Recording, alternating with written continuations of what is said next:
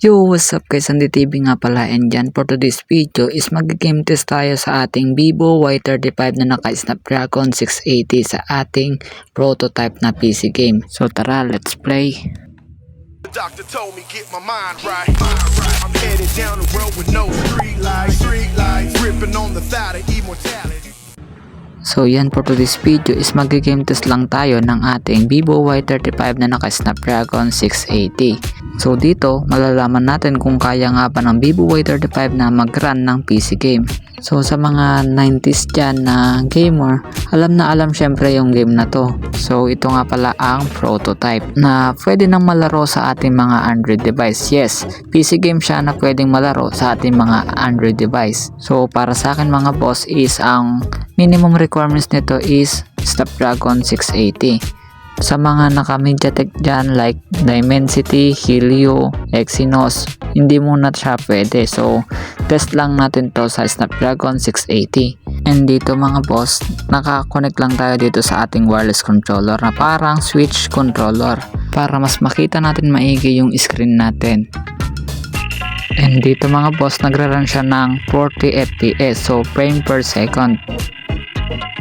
And dito naman mga boss sa gameplay, bumaba yung FPS niya, around 10 FPS, so mababa siya.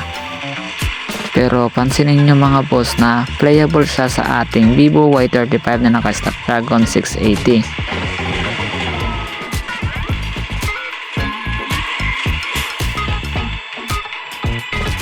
Dito is toggle full screen lang natin para mas full screen at makita natin lahat. Kung nakapapansin nyo mga boss is nalalaro natin yung prototype sa ating Android phone na dapat is sobrang lag kasi PC game siya. And makikita nyo mga boss na napakaraming particles na lumalabas or detailed yung mga graphics, kaya napakalag niya sa ating Snapdragon 680. Kaya advantage ng mga naka Snapdragon 680 pataas na maparanto ng mas smooth.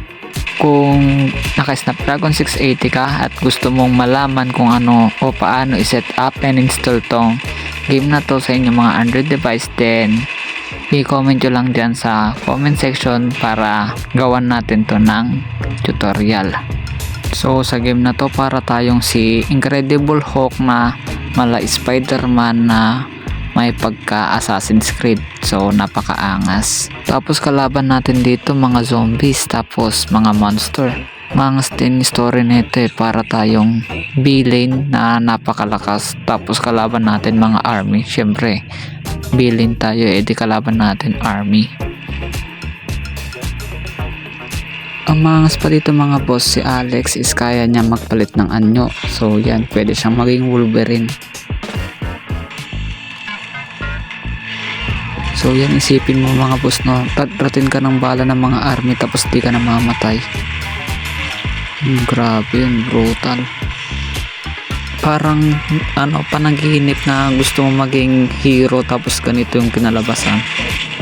Sa mga gusto nga palang mag-download nitong game na to, is ilalapag ko na lang dyan sa comment section or dyan sa description ng video na to yung link. And ito nga pala yung password niya mga boss.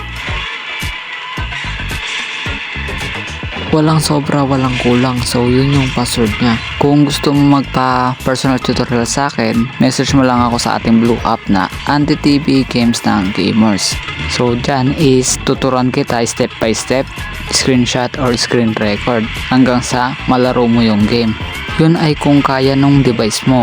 Pero kung hindi kaya, hindi naman kita tuturuan or pipilitin na install tong game.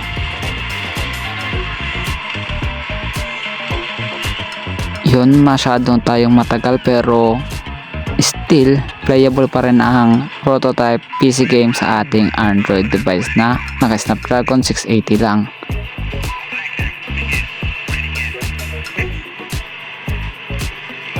Yan o, transform ulit o. Grabe, ang angas na itong game na to mga boss. And kung nagustuhan mo nga pala ang ating video, huwag kalimutan mag-subscribe sa ating YouTube channel and i-follow nyo na rin ako sa ating TikTok account, and like and follow ang ating FB page para lagi kang updated sa susunod pa nating video.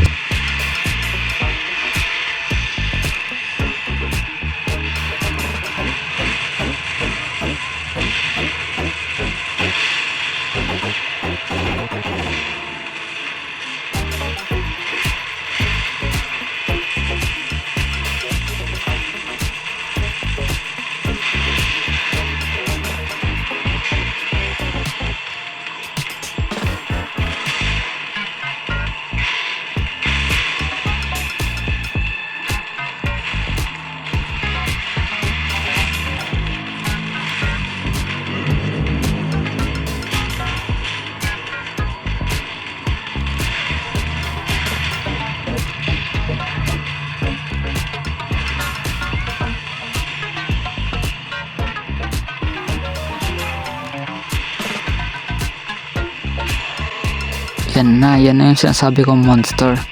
Nakakakalabanin ni Alex. So yan.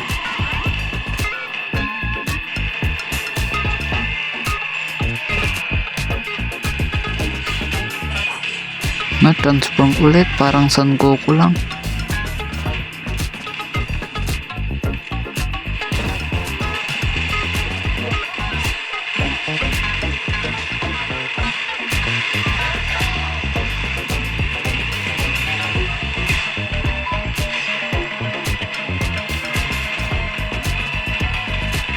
Yun lang, nag-stop ang ating prototype sa kalagitnaan ng laro.